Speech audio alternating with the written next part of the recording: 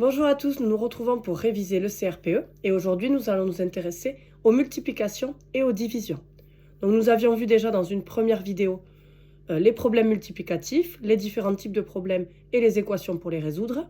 Nous avions vu également le langage pour la division et pour la multiplication qu'on utilise avec les élèves.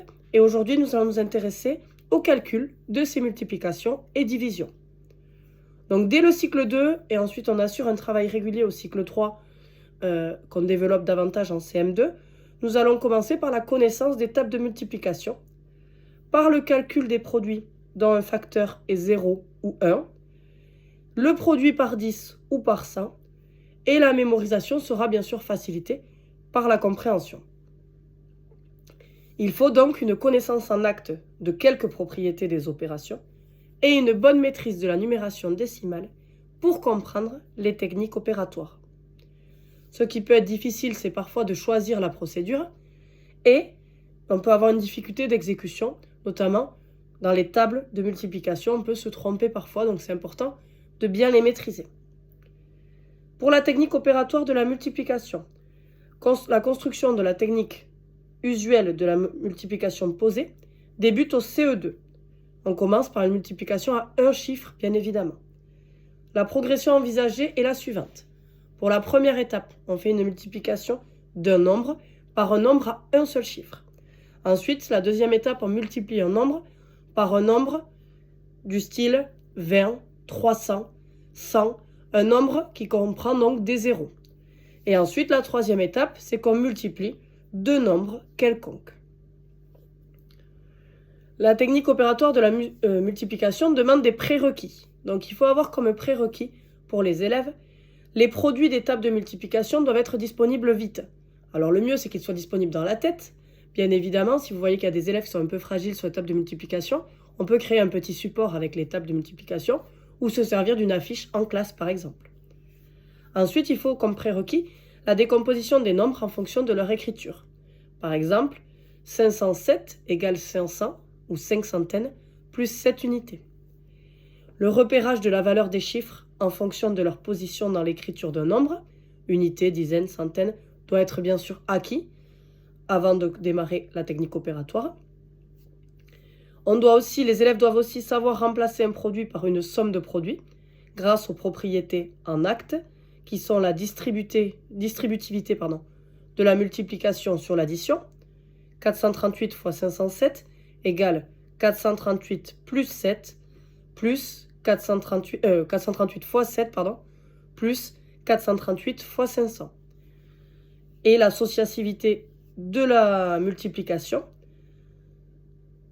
438 fois 500 égale 438 fois 5 fois 100.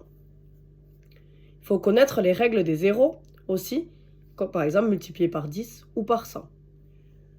Pour la technique opératoire de la division euclidienne, les difficultés des élèves vont être que c'est la seule opération avec des calculs de gauche à droite, à l'inverse des autres calculs qui se font de droite à gauche. Ce qui va être difficile aussi pour les élèves, c'est d'effectuer simultanément des divisions, des multiplications et des soustractions. C'est effectivement l'opération la plus complexe. La construction de la division posée débute au CM1 et est mise en place de façon générale au CM2. Avant, on n'aura pas vu la division. Les prérequis pour démarrer justement l'utilisation de cette technique et pour donc la maîtriser, les prérequis nécessaires sont le repérage de la valeur des chiffres selon leur position. Ensuite, la maîtrise des tables de multiplication, qui est bien sûr indispensable. Le calcul approché. Combien de fois j'ai 29 dans 75? Est-ce que je suis capable d'approcher ce résultat ou pas? Donc ça, il faut être capable d'avoir déjà travaillé là-dessus. Et le calcul de produit ou de différence. Ça doit être bien maîtrisé puisqu'on va utiliser du calcul de produit puis des différences dans la division euclidienne. La progression qu'on envisage pour la division euclidienne. Première étape, ça va être division d'un nombre entier par un nombre inférieur à 10. Deuxième étape, division d'un nombre entier par un nombre entier supérieur à 10. Troisième étape, division décimale de 2 entiers.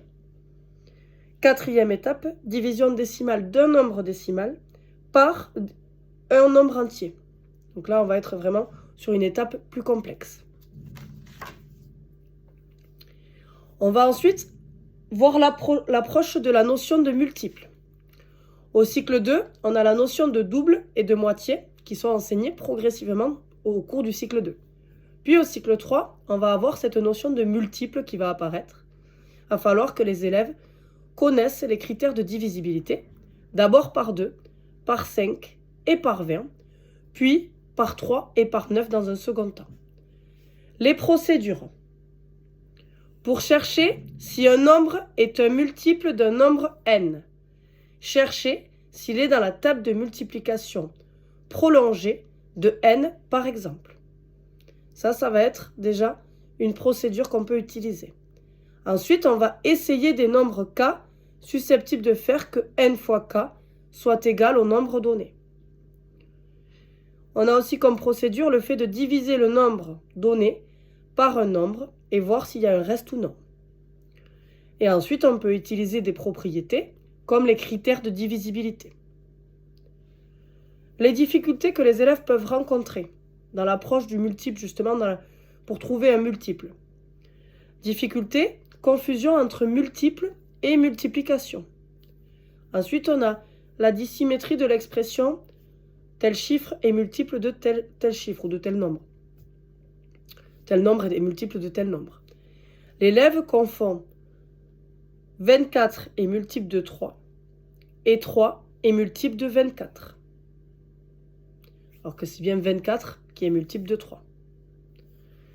On a une extension fausse des propriétés. 18 est un multiple de 4, car 8 est un multiple de 4. Ça, c'est totalement faux. C'est pas possible de rajouter 10 et de dire que c'est un multiple. Donc parfois, on a des déformations par les élèves sur du travail de logique qui est leur logique à eux, mais qui n'est pas vrai en mathématiques. Les problèmes à l'école primaire. Les problèmes qui font appel seulement à la notion de multiple. Par exemple, en avançant de 6 en 6 sur une piste graduée, à partir de 0, avec les nombres entiers, passera-t-on par le repère associé au nombre 98 ? Donc pour savoir si 98 est bien un multiple de 6. Donc là, il va y avoir différentes procédures.